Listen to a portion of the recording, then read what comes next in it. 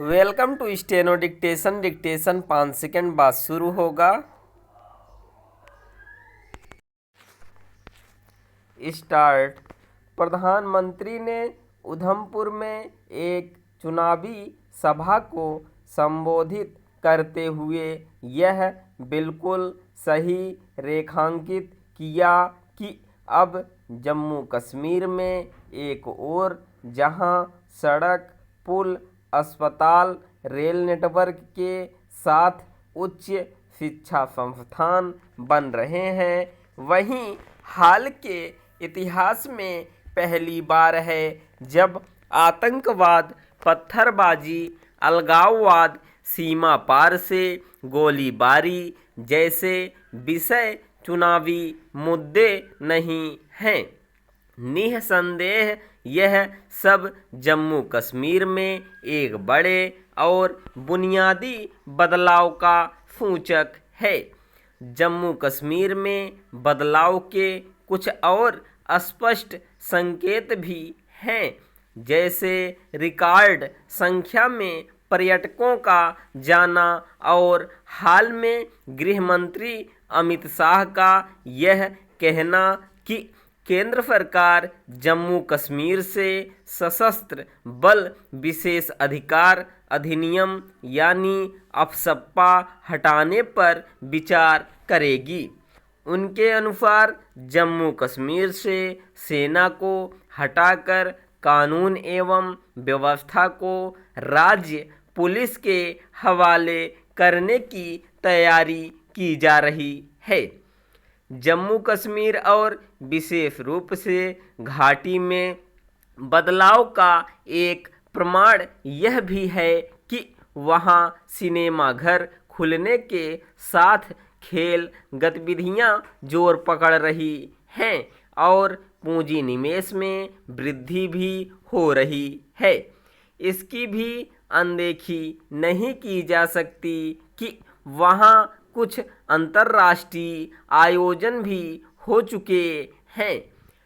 प्रधानमंत्री ने उधमपुर में अनुच्छेद 370 हटाए जाने से जम्मू कश्मीर के लोगों और विशेष रूप से अनुसूचित जाति जनजाति समुदाय को मिलने वाले लाभ गिनाकर एक तरह से यही बताया कि यह अनुच्छेद कितना पक्षपाती, विभाजनकारी और लोगों के अधिकारों को कुचलने वाला था।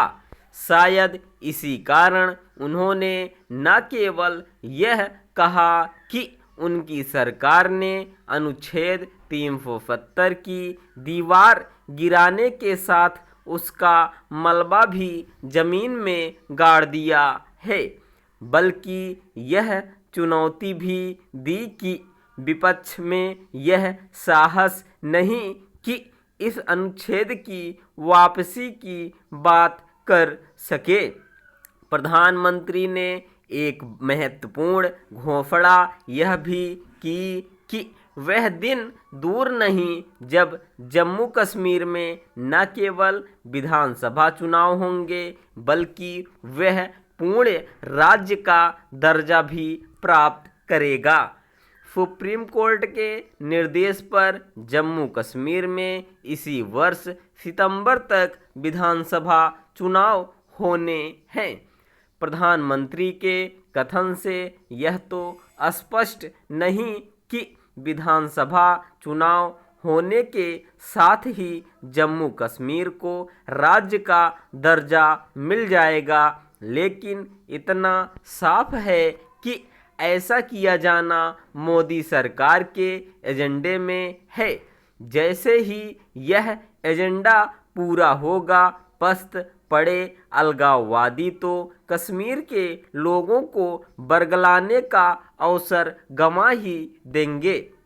पाकिस्तान भी कश्मीर पर और निहत्था हो जाएगा। इसके बाद भी उचित यही होगा कि विधानसभा चुनाव के उपरांत ही यह आकलन किया जाए कि राज्य के दर्जे की बहाली कब की जाए।